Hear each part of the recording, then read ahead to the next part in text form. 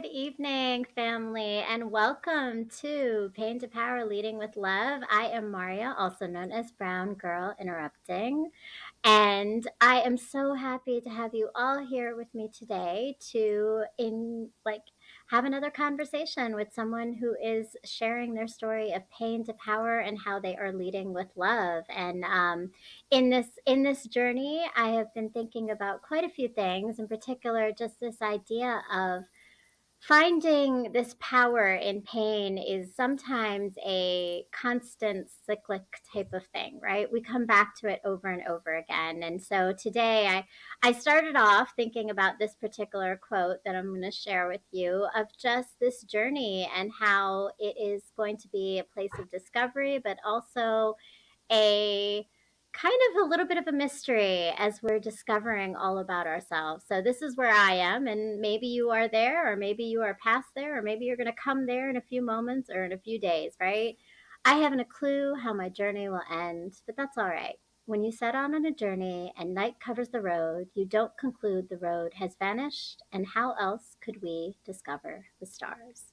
So, as you are on your journey of discovering and understanding your power through the moments of pain and the lessons you're learning, just think about that idea that we are in this discovery space where even though we may not always see where the road is leading us, we have to have faith that it is leading us to the next step that is going to be our power. So, with that, I am so excited to welcome my guest today, Aryana Tabaei, and she is coming.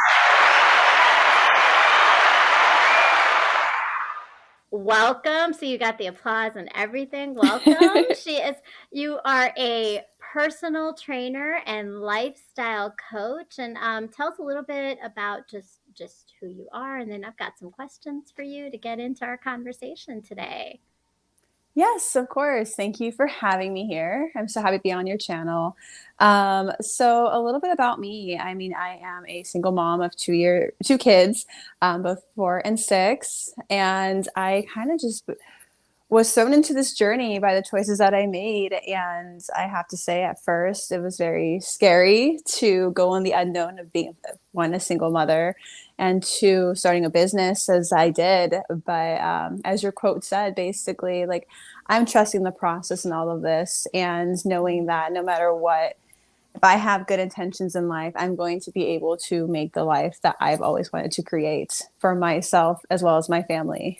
And I came across personal training and being a lifestyle coach because I've always wanted to help people and help them live like healthy lifestyles, basically, and put themselves first, because we tend to, as mothers, put ourselves on the back burner a lot. And I want to be able to take care of the mothers who need it most.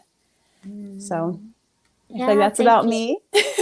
No, but that's awesome, and your mothers need it the most. We do, and not that fathers don't, but yeah, there's something about being a mother, and I'm also a mom of four, and so I know and understand that journey. And single mother only recently for the last 3 years now. So I get a lot of where you're coming from, but it sounds like in order to even get to this journey, though, there's been some moments of pain that have led you to this power that you have now. So I always kind of ask my guests, because this is called Pain to Power. I'd love to know, when you think about this idea of pain to power, what comes to mind for you? Pain to power. Honestly, I would say that if we live in a life of comfort, we never really push ourselves out of our comfort zone. And with that, we never really can see what we are truly meant to be like. So if we push ourselves in something we're uncomfortable in, the pain and the unknowing, we tend to realize, pushing through it, we can see what our true power is and what we are truly capable of. Like for me, it was leaving my children's father. I was all in the unknown, not sure what I was going to do. But doing so made the life that I'm living now. And I'm absolutely grateful for it, because I made a hard decision, but it's creating the life and the powerful journey that I'm in possible. It made me realize my worth. It made me realize what I'm capable of. Yeah, Thank you. And I think so many people, right, are fearful, like you said, of that discomfort, but that discomfort is where you get that power. You push through Exactly. it. You push through the pain to get to the power. And I know that you are doing that physically with people, pushing them through the pain to get to the power as a personal trainer. But before that, like you said, right, you have this journey of making a big decision, like leaving, leaving your marriage and leaving the father of your children, and starting this new life for yourself. So for you, what was that like? What were some of those catalysts that made you feel like, I need to do this differently for myself? So with leaving my children's father, it took me 6 months to make this decision. I was a stay-at-home mom, and so I was constantly giving to my kids and giving to their father, and just always being there without having my own needs met. I was making sure everyone was eating, but who was making sure Aryana was eating? I was making sure everyone was taken care of, but who was taking care of Aryana? No one. So it got to the point where I was just so drained, and I knew that there was more out there. I mean, I've seen, of course, you can't always trust what you see on the internet, but what other friends are posting and everything. But I saw my friends in these other loving relationships and happy times with their family, and I didn't have that necessarily. So I was yearning for something different. And I just made the decision that, like, I'd rather honestly be single than take care of what I'm doing in a sense. And it again took me 6 months to like finally make that push. But I was like, okay, two happy homes are better than one miserable home. And I definitely was not happy. And I didn't want my children to see this as love, because in my opinion, that was not how I viewed love, but that's what I was showing my children. So I had to basically just do it on my own. And I'm very grateful that I made that push, that jump. Yeah, but and I think that's a really good point, because I think sometimes people think that marriages only end because of drastic things. And sometimes it's really just that something isn't a fit. Something doesn't Mm-hmm. work for you. And the power of putting yourself first, which as a woman, and particularly I think today's conversation is about that, right? It is about the empowerment of women and how we don't put ourselves first, and what that is like. So in that idea, like, so what did help you to start to feel that empowerment as a woman who now was like, Ari does come first, right? I do fill my cup before I fill anybody else's. But what's helped you get there, and what has that journey been like for you in like its challenges and kind of ups and downs? So when I left my children's father, I was happy going back to school, and just like being more independent how I wanted to be. And then I briefly told you about this, but I jumped into a relationship rather quickly after the split. And being in this relationship for a year and a half, it did not go as we wanted it to, and that's okay. But that basically put me into a small depression of a few months of just not taking care of myself the right way as I should have. And I just woke up one day realizing like I need to make a change. I need to put myself first. I need to take care of my health. I need to be the role model my children need. So I just woke up and was like, I'm going to the gym. I'm going to start putting my physical health first. And then after starting my physical health, that's when nutrition played in a role, and realizing, okay, I need to feed myself better. Okay, now I have to focus on my mental state. So kind of just like started first with the physicality of it, and then I Mhm. started putting more of the other focuses. And that's how I put myself first. That's how I make myself selfish, making sure I take care of my needs holistically so I can be able to provide for my children and my family. Mhm. And how did that change things for you? Like starting to put your physical and then your mental and your spiritual, like all these pieces together. Like what did you realize about yourself in this process? It was a whole 180 change for me, because before I was more of, I guess you can say, not necessarily a follower. I have my own views and my own ways of living, but I kind of cared more about what other people were thinking instead of like being more vocal about my needs and making sure that I take care of my needs first and making sure that mom is taken care of. So it's like it changed my whole perspective of life around thinking or knowing that it's not selfish to put myself first. It it's viewed selfishly, but as long as I can take care of myself the way I need to be, I can be selfless with everyone else around me. And so it definitely changed my perspective a lot on how I live my life and how I feel about the world.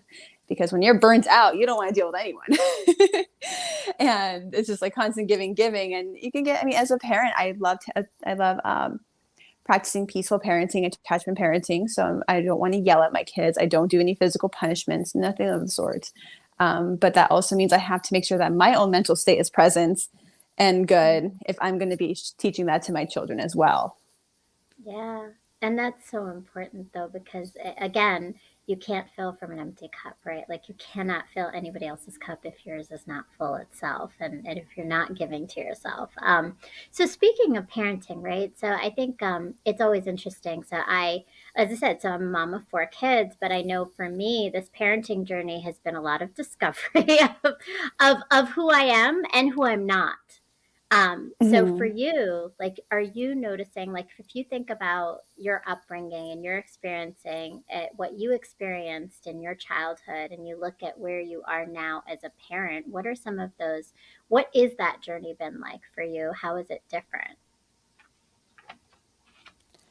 Sorry, I missed the last part. I kind of cut out. What was that? Oh, sorry. So what was that journey like for you, thinking about like your own upbringing and now facing and trying to be a mother to your children, like you said, peaceful parenting, right? Is that may or may not be, but is that how you grew up or is it different from that?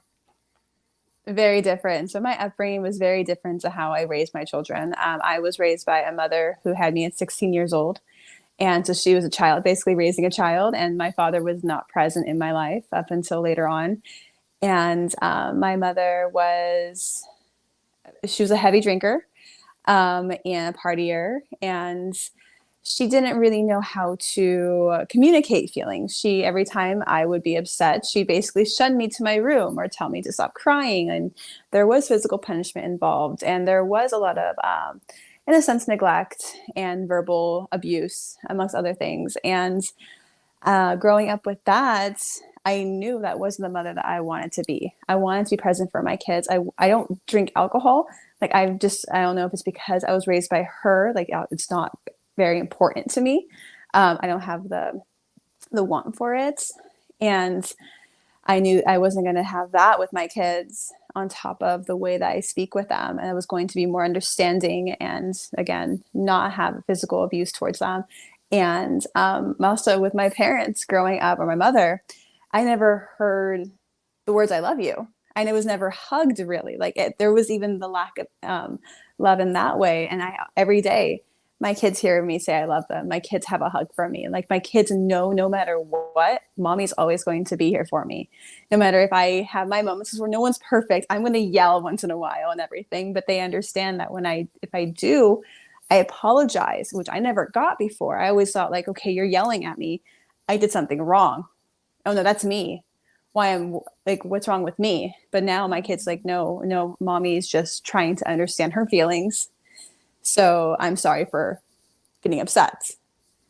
So it's been, I know for sure that the way I was raised and the way I'm raising my kids is a complete difference. And I'm grateful to have that experience of being raised that way so I can be this way for my kids. Mm, yeah, yeah. So thank you. And I mean, like, but that in itself is really transformational. I think being able to reflect on how things were for you and how you want them to be different, right? There's a lot of intentionality in that, which again, I think when we think about pain to power, that's kind of it, right? Like you took this pain that you experienced, but you didn't stay there and repeat the patterns. You found ways to be really intentional as a parent to do things Mm-hmm. differently. And I imagine like your dynamics with your children, and you have a daughter. So, when you think about your relationship with your daughter, do you see that your intentionality has made a difference? And I do want to say salute. We have a lot of people in the chat here. Thank you. Salute to Brown Girl. So, Devious Wilson says, salute to Brown Girl interrupting Ariana. I'm enjoying your show. How are you doing? Amazing. I came from foster care to adopted mother, wonderful blessings, God, Christian, women, rest in peace, mom, fave. Yes. So Devious Wilson, sounds like you also are, we're learning and growing from our past to our present always. But so in that way, what are those dynamics between you and your daughter, and how have you intentionally created that relationship? I do have to say, my daughter and my relationship is the most challenging. There's a lot of triggers involved, and of course, it's not intentional, but it's about a lot of upbringing. My son is very easy go with the flow, but my daughter is very likes to have things her way and is very vocal about her needs. And then that's also where it's like my mother shunned me with that kind of stuff, and that's how I Mhm. see it. And so I have to be more aware of my actions with her, what I verbally say and how I act, to know, like, because she has, I like to say she has a fire in her. And I don't want to dim that fire. I don't want to dim that light, but I need to guide it. And I have Mm, to figure out a way to do so because she is a very powerful little 4-year-old, almost 5. And so it's definitely challenging. And I'm growing my own patience in the process of being there with her. So I'm absolutely loving it, and learning because it's mm, teaching me how I need to be and giving me the tools that I needed in a sense that my mother didn't have. mm. Because I'm trying to not repeat the cycle that I had with Yeah, her. yeah. And it got to the point where I had to get counseling because I was so focused on being the perfect mom. I have to be the perfect mom, the Instagram mother, the Pinterest mother. Like, this is what we're all aiming for. How can I be this? And then my counselor even said, like, take away the word perfect. That's never going to be achievable. No one wants that reality. What you need to find another word that you want to aim as a mother. And I was like, okay, I want to be a happy mom. That's Mm, it. A mm. happy mom. I don't want to be perfect. I want to be happy. I want my kids to see me as a happy mom because I didn't see that with my mom also, which I feel that changes everything around as well. Oh, it's huge, right? Being a happy mom and it is. It's the energy you put forth. I think for me, my story is that I wasn't when I was married. I was definitely not a happy mom, and now I am a much happier mom, right? Like it's like when you change things that don't work for you, you find your peace, and that is huge Mm-hmm. though. In that, in those, like how you then show up for your kids and then what they're taking from it, right? So I think like even just being able to, like you mentioned, like your daughter being a fire. So I've got a 5 year old who's a girl who's got three older brothers who are like in their like teens and 20s, right? So she is a firecracker. She is a powerhouse. um, Mm-hmm. and I was actually just telling some friends yesterday, I was like, man, I think the universe has given me payback for what I put my parents through for sure. Like this is what it is. But that idea that like you see the light in her rather than you want to dim the fire because it's too much, right? Like I talk Mm-hmm. to my daughter about that all the time. Like I think we were watching something in some cartoon and someone was like, "You're just too much you," and I was like, "Never let anybody tell you that, right? Like too much you is wonderful. Like you are you, right? Like but that idea as women that when we're powerful, when we're vocal, when we have ideas, when we have energy, right? Like it's a bad thing. And Mm-hmm. and oftentimes maternally it's suffocated rather than blossoming. So that's really Definitely. like that's huge and that's intentional parenting, right? Like I definitely see that that's so much of what is important to you. A lot of pictures of you with your kids and it's beautiful and like that's a big piece of your life, but it's not the only piece. And like I want to get to some of the other pieces, but first I know we have some things in the chat. I just want to give some thanks to our ranters family for showing up. I saw a lot of comments here and people joining us, and welcome. And so after you went through this experience and this journey of finding your own power physically, you then took it to the next level, which is that leading with love piece, right? Like, so you decided at some point that you need to extend this piece to others? What was that catalyst for you? What led you to that, and how did you do it? What was your first step in, like, let me, I'm where I need to be. Now I need to lead others. How'd you get there? Great question. So actually, when I started going back to the gym last year, it's crazy to think that this all started a year ago.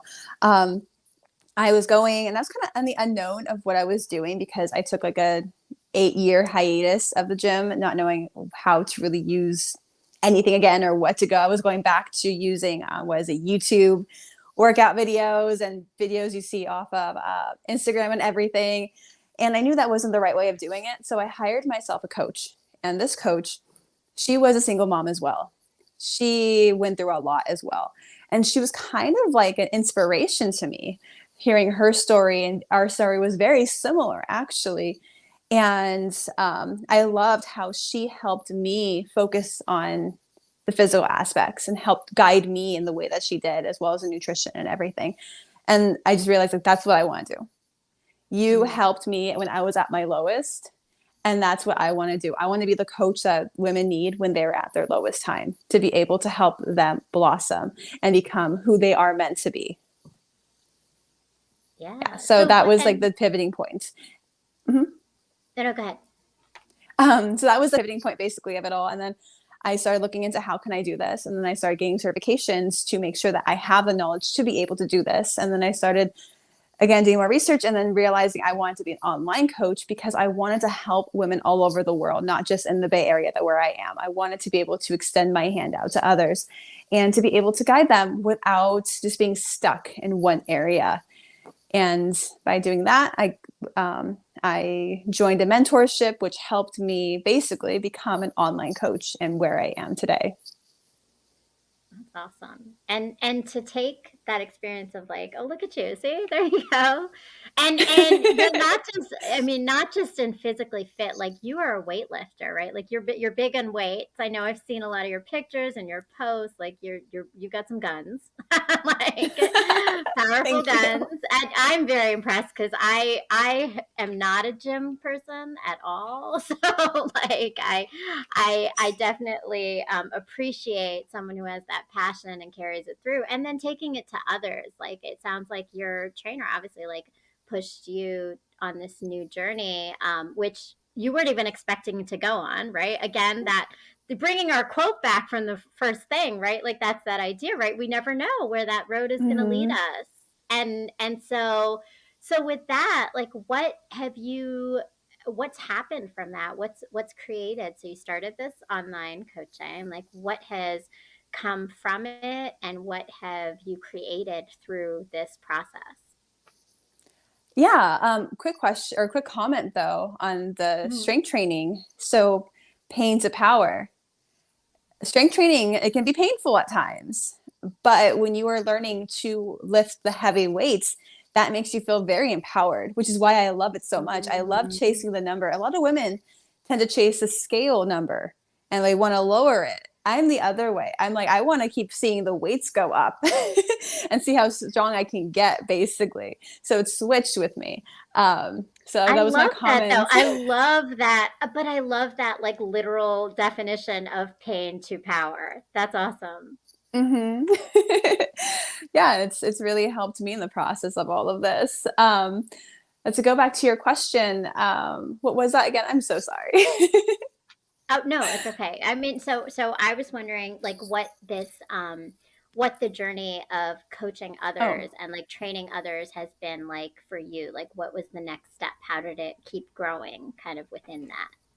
yes, definitely. So I started off with one client last year, and I was able to grow from that and use a few of my friends as guinea pigs, basically, and gain the knowledge that I needed.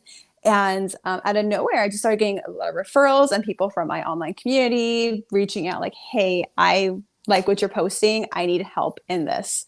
And so I've been able just to grow my business to where I wanted to be, and not exactly where I wanted to, because I wanted to be able to help more women, but I'm basically helping these women, one, find that their true power in themselves and not having this external factors that they have to keep chasing something else to be who they want to be.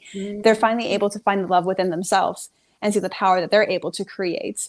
Because also, I focus on physical training, personal training, but I don't expect my clients to do heavy lifting like I'm doing. Like if you want to do that, great. If you don't, we're going to keep it simple. Just got to learn how to move your body more. Mm. But I also focus on nutrition and making sure that they're feeding their body more and the right way, focusing on enough calories because a lot of us don't eat enough, especially as mothers. We tend to not eat as much as we're supposed to. And we're chasing this 1,200 calorie BS just to lose weight when actually that could put you in starvation mode. So, but that's a whole other topic. And so I'm basically making sure that these women are feeding their bodies what they need. And I also focus on the mental aspect.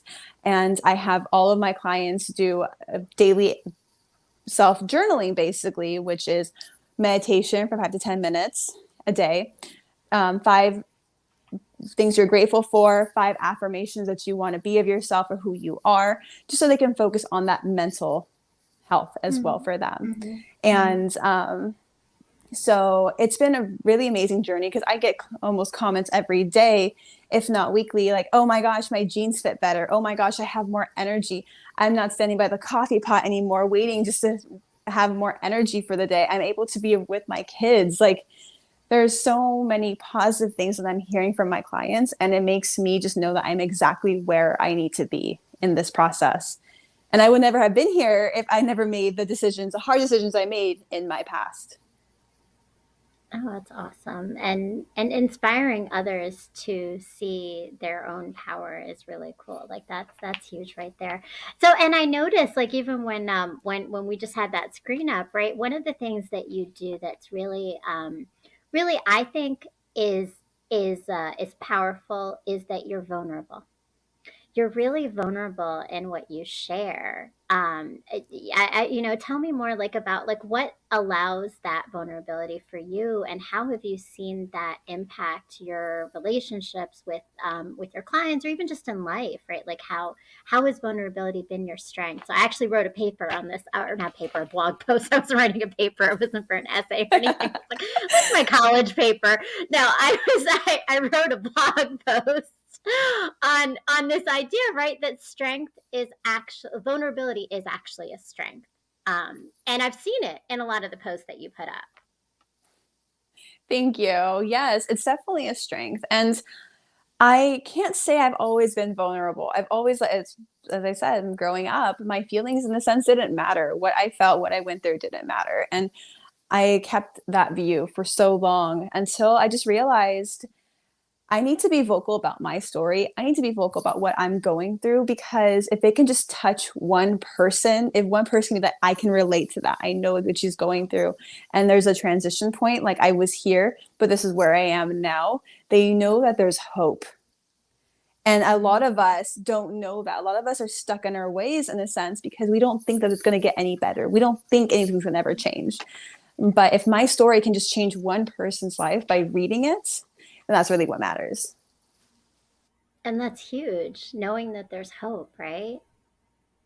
I love it. You are here, awake and alive. Yeah, but and Ari, like that idea of having hope is always something that I don't think everyone has that. And having stories that resonate um, with others is truly powerful because so many people just need permission.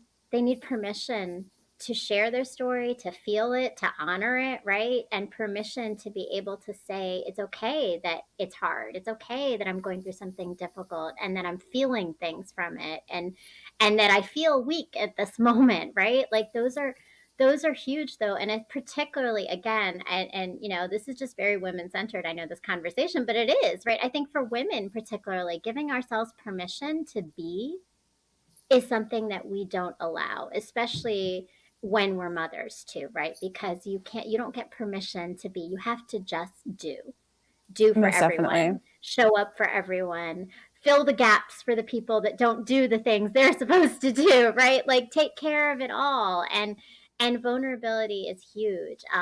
So actually, with that, we're going to take a quick little view at some more of my story and how I have resonated with others, I guess, with a little bit of info on my blog post. Hi. My name is Maria, but you are soon going to know me as Brown Girl Interrupting. Um, and what I mean by that is that very soon, hopefully, you're going to be following my blog. I am a writer, and I started writing because I was married, I had children, and then my life changed when I separated. And I did a lot of learning and reflecting and growing in that process of change because change always leads us to that.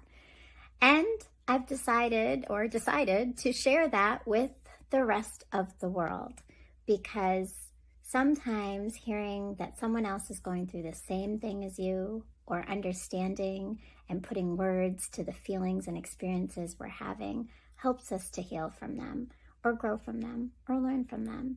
And so that's what my blog is. It's writing about life, healing, relationships, parenting, dating, marriage, pain, love, mistakes, growth,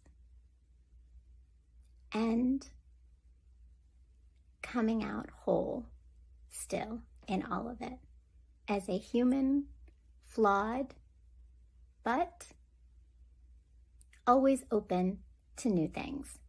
So that's my life, that's my journey, and it's written in this blog. But my hope is that you are going to go to www.browngirlinterrupting.com and join and subscribe to the blog and read all about my story to help you maybe gain some perspective on yours. So yeah, there is my blog called Brown Girl Interrupting, where I started this whole journey of trying to figure out my pain to power journey. And I recently posted something called "I'm No Superwoman" because it is about this idea that yeah, we don't have to always fill everybody else's cup. But I will say, if you haven't done it yet, please go subscribe to the blog. Put your email in. Make sure that you get Ari. I don't know if you've read any of the pieces yet, but definitely it talks about this journey of separation, of being a mother, of healing, of dating, of relationships, of everything. And it is it's a story that I think we all in our own ways are experiencing as we are making decisions and choices in our lives. And for me, it comes from the vantage point of me and my identity, which is that I'm brown. And I'm from Pakistan and Bangladesh. I was raised in a Muslim family, and so that's a balance of everything, right? Identity is a part of who we are and how we show up, and what we're discovering about ourselves. And so, definitely for those of you who are in my audience now and watching at any point, go and subscribe to www.browngirlinterrupting.com and read the post, comment, share, like, definitely share your thoughts because I do want to know what resonates with you if it does, and if it doesn't, tell me why. So Ari, um, you talked a lot about how like this has been a year, right? So in a year, life has just like taken this whole other shift, right? And that's the beauty of life. I think I was telling my daughter I recently celebrated her half birthday. She's 5.5. It's very exciting. And, but I was thinking, and I actually, her and my 21-year-old son have the same, like they're born the same month, 2 days apart. So it was also his half birthday and celebrating his half birthday a couple of days before that. He was also like, Mom, you're weird, but this is me. This is happy mom. What I show up as happy mom is we celebrate half birthdays if that's what we're going to do, right? Like it's whatever makes you happy, whatever brings life and light into your life, and that's important. Just like you said, right? It's not about being perfect. It is about finding peace and being happy. But in that, like this idea of like just 6 months of life is a different trajectory of where you are. Like if I think about, where I was on my birthday to where I am today, it's still different. And I was born in January. So it's not, it hasn't even been a 6 months, right? So with that, if you could talk to Aryana a year ago, what would you say to her? What would be your advice to her? Hmm. Good question. If I was to be able to go back a year ago to Aryana, who was hurt from the relationship that she was mutually agreeing to end, and knowing that it was going to be okay, basically, would just be like, yeah. Um, One thing I did with the relationship, I tend to hide my feelings. I think it's a thing from a childhood. So I suppressed my feelings. I did that a lot for a very good while of last year.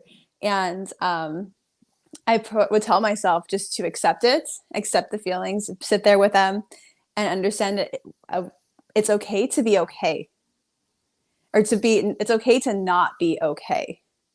And that's been kind of like a quote that I've been focusing on this year, understanding more with my own emotions, that it's okay to not always be okay. It's okay to not always be happy. It's okay to not always be able to push yourself forward when times you want to just hide under a rock. Like everything is okay. You don't have to keep grudging through like I feel like I have to at times. And so that would be one thing. It's okay to not be okay. And to know that it's going to get easier. And two, I'm not going to need a man in my life, Mm. because I was so focused on having a relationship. I was so focused on having that partner, and which is, yeah, it's a great thing to have, but I didn't need it. Like I was so dependent on before. I thought that I wasn't going to be able to push through because of that. And obviously I was wrong. I didn't need it. Right. And I was able to grow. And so yeah, I think those are the three things. It's okay to not be okay.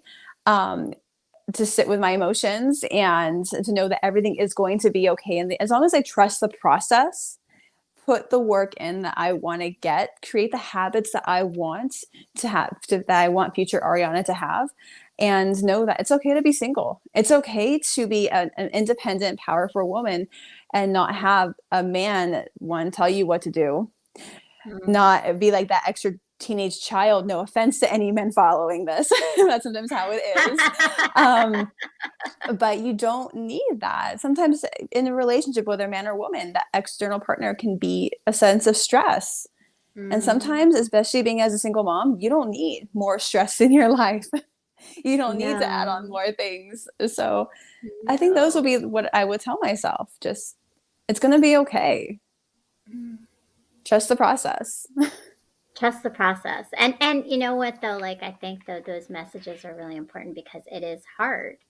It is hard when you're in that painful moment, when you're in heartbreak or in pain, whatever that's caused by, right? Like to realize that things will get better, one, like that idea of hope, but also like that you have permission to Mm-hmm. again like be okay with like the pain, be okay with the emotions, sit with them, show them, feel them, be vulnerable, right? Like those are all really hard things. And that's beautiful. Like I think it like pain to power is such a journey of learning, and like I said, it's ebbs and flows, right? So like you're never, it's not a linear thing, right? Like you, there's like ups and downs and arounds and ins and outs, like it's like it's a journey, right? A journey. Most It's definitely. like I'm reading The Alchemist right now, and that's a journey, right? Like there's all kinds of changes around it, right? And that's what it is though. But like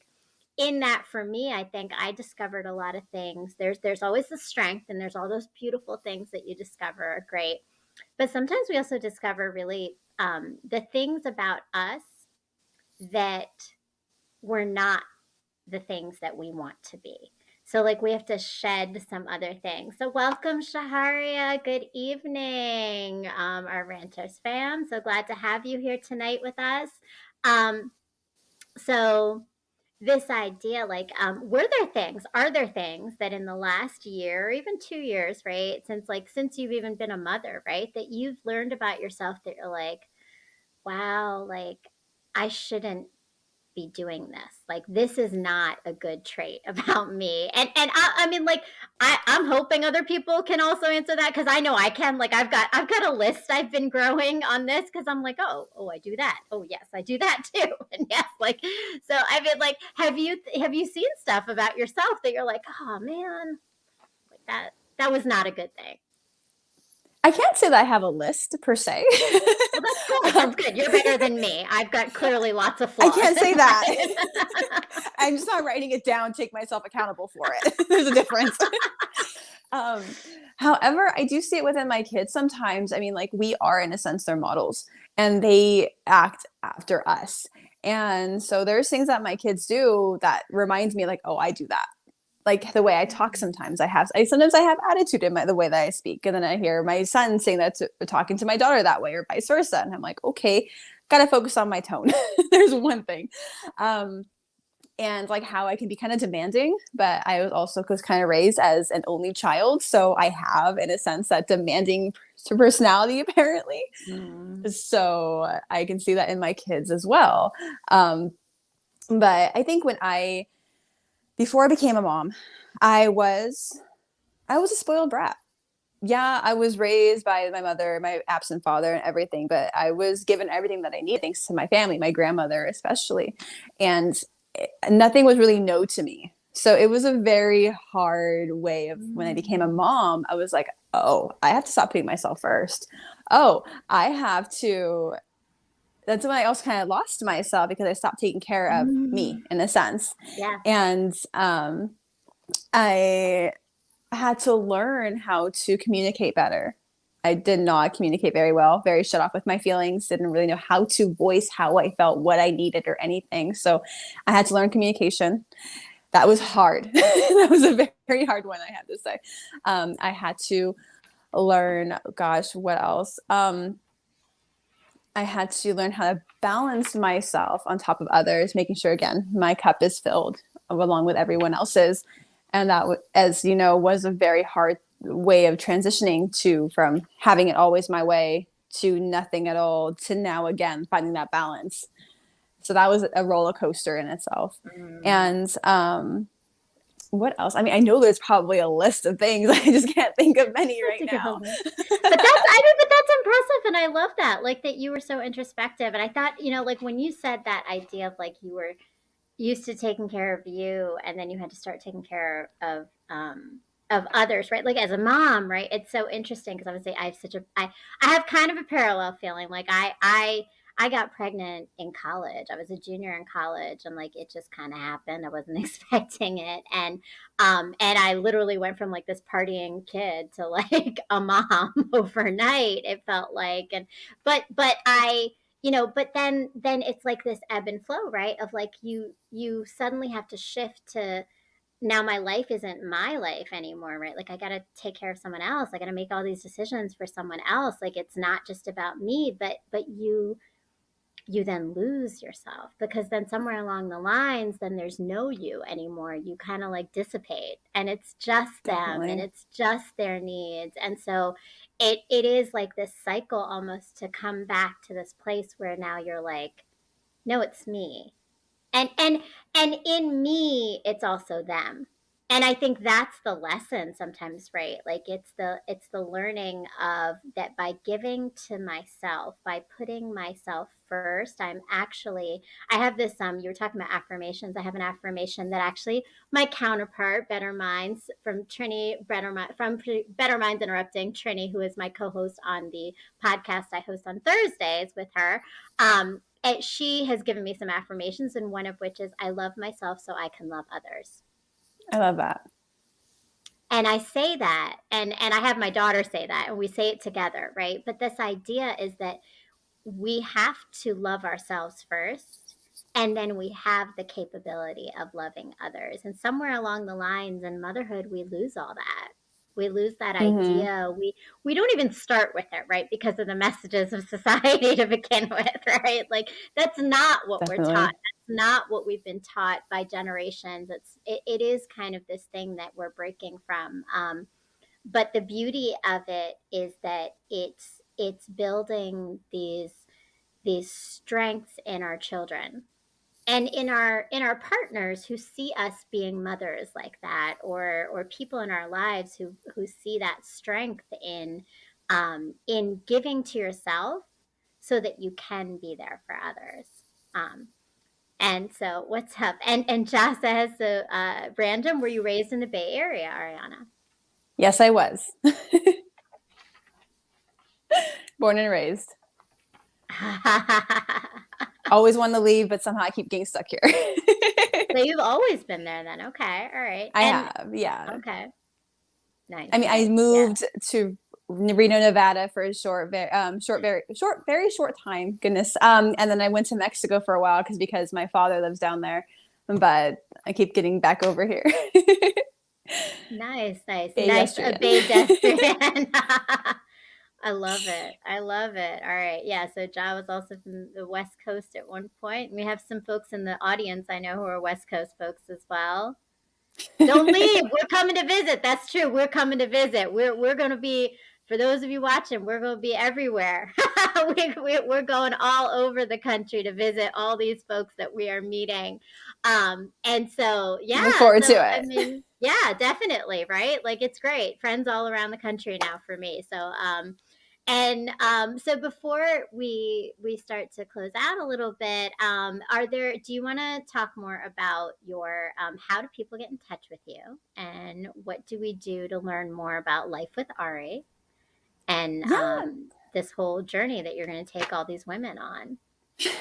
Yeah, definitely. I mean, my Instagram, I'm mainly on social media. So my Instagram is Life with Ari. And I on Facebook, it's Aryana Tabaei. If you want a friend, request me. And I only train women. You don't have to be a mother. I do have clients who are not mothers, but just busybodies and who just take takes a lot out of them to learn how to take care of her themselves. So basically, I'm the guy to help you take care of you, whether mother or not. And the whole process of it all, I can definitely, if someone is interested, I can definitely talk to you off camera with all that because there's a lot to it. But it's just basically creating the healthy habits that everyone truly deserves to live and have and adapt into their lives to be able to feel great within themselves. Um, and just know, like, as a mother, being burnt out should not be normal. It shouldn't be as we claim it to be. Having the exhaustion that motherhood brings you, it shouldn't be this way. We should be selfish. And it's selfish not in the bad terms, but selfish is putting ourselves first. So again, we can be selfless with our family, our children, our partners, whatever it may be, because that's what everyone truly deserves. Everyone deserves to be happy. And if you're not happy, if the mother's not happy, the household's not happy. We all know this. So we have to make sure that women are putting themselves first. And that's why it's my goal to, again, be the coach that I needed and other women need when they are at their lowest, when they're struggling to get by, struggling to put themselves first, and just need that cheerleader. And that's what I am to my clients. I'm their biggest cheerleader on the side. While they're focusing on everyone else, I'm focusing on them. And we all need that accountability partner to have in our corner when we don't want to show up for ourselves. Mm. So that's a little bit about my business, what I do and what I focus on. That's awesome, right? Like but you're focusing on them because oftentimes that's it, right? Like women do need that. We need someone to focus on helping us to be the best Mm-hmm. us, right? So that is beautiful. And I know we had some comments in the chat. I want to come back to those if we can. And Ari, you had mentioned you had questions for me. I don't know if we want to go there now. If you've got some thoughts or some things you're wondering. I mean, we can just keep chatting and Yeah. uncover all kinds of things. Well, I have the big question of what was your turning point when you left your marriage? Like, what made you realize that this was not for you and you needed more? Mm. So for me, it was a combination. When I was married for 17 years, and I had really I got married at 22, so I was like I mean, like honestly, my frontal lobe wasn't formed, right? Like when I think about it like that, I'm like when I look at my 21-year-old, I'm like, oh my god, I was a mom at your age. Like I don't even know what you're doing with your life sometimes. Like I love him, he's wonderful. But you know that like it was. I felt like even though I wasn't a kid, I was kind of a kid still, right? I was 21 as And well, so I get it. yeah, right. Like so I didn't. But and it was not healthy. It was just not healthy. It was not a healthy dynamic. I definitely felt a lot of mental control and there was manipulation that was hard for me, and it built up, and I am one of those people who took it on and was like, I can do this. I love this person enough. I'm gonna make this work, right? I'm gonna make this work. And I think you and I talked about that, right? Like that those times where we kind of just swallow the emotions that we're really feeling, the things that are really bothering us, and we just keep trudging forward to like, nope, we can be super women. We can do it. We can fix this. We can make this work. I can love you enough that even if you don't love yourself, this is going to work, right? But the truth of the Hmm. matter is, I think after time, what I realize is that you can't love someone more than they love themselves. And if they don't love themselves. And so it was truthfully my biggest catalyst was when I had my daughter. So my children are 21, 19, 16, and 5. My three boys, were much older when I had my surprise last child, and it was really a surprise because it was just life was very different, and I wasn't expecting it. And I already had a lot of things that I was caring for doing. I was the masculine energy for sure in my life. And but when I had my daughter, I kind of like there was a moment where I was in a conversation that got heated, and it was ugly, but it was very familiar, very familiar feeling of being silenced, familiar feeling of being devalued, and in that moment I looked at my daughter and I was like, I cannot have a girl grow up thinking this is love, or that this is what relationships are supposed to feel like, or that this is, and if she watches me do this and swallow over and over again all the things that I keep swallowing, she's going to think that's what she's supposed to do. And it was this catalyst, and it took me about a year and a half to make the decision. It took a year and a half, yeah. And but that was really like that was the kicker for me. It was built up over years and years, but that her birth, and one of the things that I've learned a lot about myself is being a mother of a daughter, because now I know what kind of woman I want to be. Like, she's taught me the kind of woman I want to be. I didn't know it until I realized I have to raise her to be the woman that I want her to be, right? But to do that, I have to be that person too. I have to embody it. I have to model it. I have to believe it. So that's been my journey. But that's, yeah, that was the Most catalyst. definitely. I love that. I can relate a lot on that actually, which is interesting. And yeah, we are our children's role models, and we can't expect them to act or be a certain way if we can't show them how to be. If we put them in an environment that's not healthy, they're going to think that's normal. If we put them in an environment that's not having the love that they deserve, that's normal. Yeah, So we have to really model what we want for them and what we yeah. aim to have them learn is normal in a sense. Yeah, definitely, right? Because they're socialized by experience more than they are by words. So we can say, and I used to say lots of things to my boys. I used to say all the things that I thought were like, nope, this is not what, this is how it should be. This is how you care for a woman. This is how you take care of a woman. Like, I said all those things, but then I sat there as a woman and took all of those things too, and they watched that, and I've seen how they internalize that. I've seen how they sometimes play that out when my dynamics with me, right? And it's like, wow, like those moments and those unspoken experiences are the ones that our kids actually like internalize and normalize, like you said, right? And that's huge as a parent when we reflect on that, what that means we put in front of them. So reflection is such a Exactly. big piece of all of it, right? Definitely. And that's where it's like for me in my life, I didn't have the model of what healthy living was, of taking care of your body and making sure you do it in a sense like there's no right way of anything, but just the basics of, uh, yeah, showing my kids health. So I'm very grateful that I'm able to model that for them. and show them also what love is. If I don't have a partner to give that to me, I can at least show them how I give it to them. And that right there is already enough for me, because they don't see me going through anything negative. They don't see me being talked down to in any certain way. And that's what I want them. I don't want them to have to witness that. So Mm. it's okay.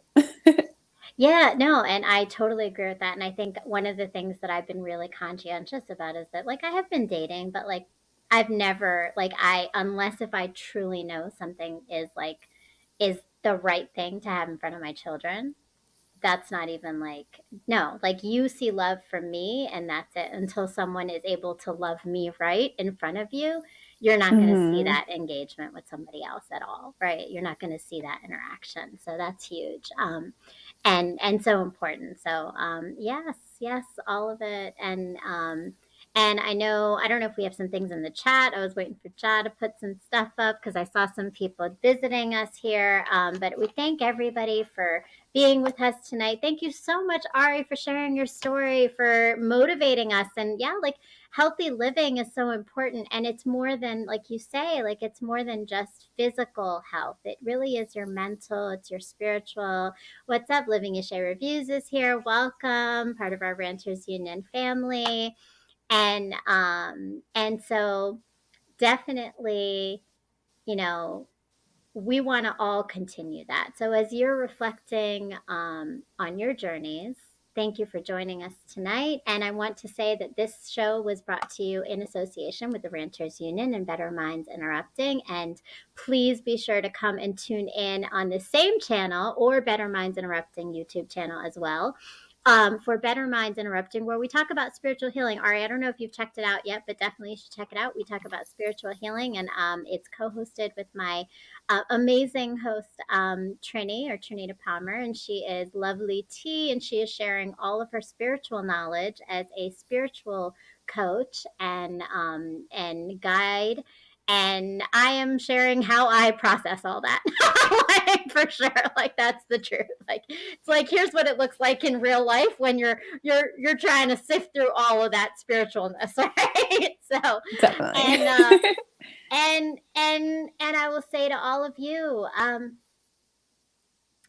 you don't know what the journey is. Sometimes there's darkness. There just is. And you have to have that faith and hope that there is light that's coming. You just don't see it yet. And the more you give love to yourself, the more you empower yourself mentally, physically, spiritually, you are going to get that clarity and that guidance to know where the stars are so you can see your path. So, thank you so much for joining us today, Ari. Thank you so much to Ja for, of course, our wonderful, he's my amazing producer. I could not do any of this without him.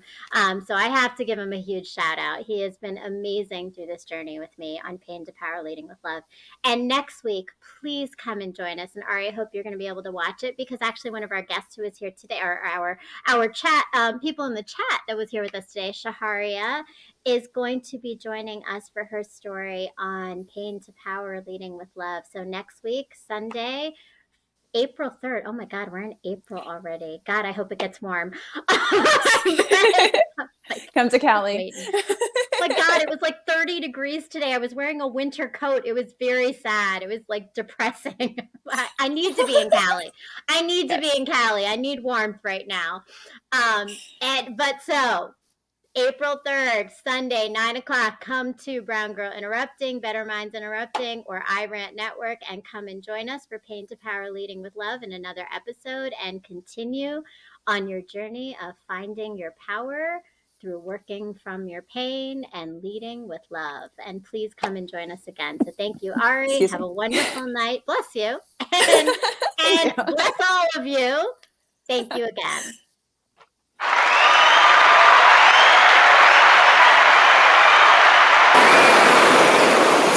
Love me to my soul, fuck me to my soul. Love me to my soul, She cool play. fuck me to my Yes, soul. sir. Yes, sir. Sweeter than a honeybee, yeah. Black girl, you so pretty. Sweeter than a honeybee, yeah. Queen bee, yeah. Pretty.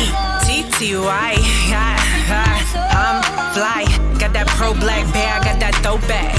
Got that melanin and elegant and I'm yes. No weed, no bags, no heels, just flats. 2 legs full of cellulite, no makeup.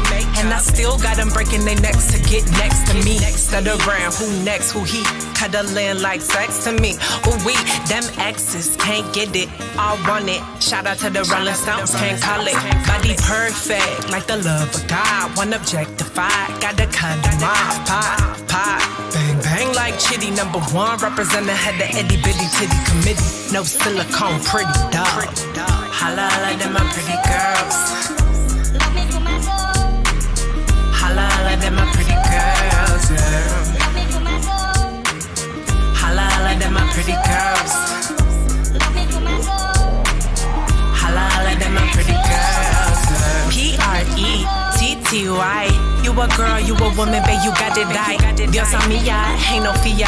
Up in love, and you love, so don't let them scare you. Him to thinking maybe Maybelline is got it. Got it, make no mistakes when they created your body. Hot dad, shit. Go ahead with your fat ass, badass self. You don't need no help. Tell them fools, pull back, you don't need nothing else. They got us out here looking crazy. Eating disorders and beefing with each other, sisters shady. For my country girls, city girls. To my bossy girls, prissy girls. Athletic, strong and witty girls. Got the goofy, brainy, pretty girls. Holla, holla, them my pretty girls. Yeah. Holla, holla, them my pretty girls. Holla, holla, them my pretty girls. Yeah. Holla, holla, them my pretty girls. Holla, holla, them my pretty girls. Than a honeybee, yeah. Black girl, you so pretty. Sweeter than a honeybee, yeah. All of them are pretty girls. Holla, fuck, I hate her though. Holla, fuck, I hate her so. Sayadi, want you when I so stuck buying needs. I'm buying this, buying that. Worry about it, they gon' love you if you lose that back. Gain some fat. If you know that's whack, say holla, holla, them my pretty girls.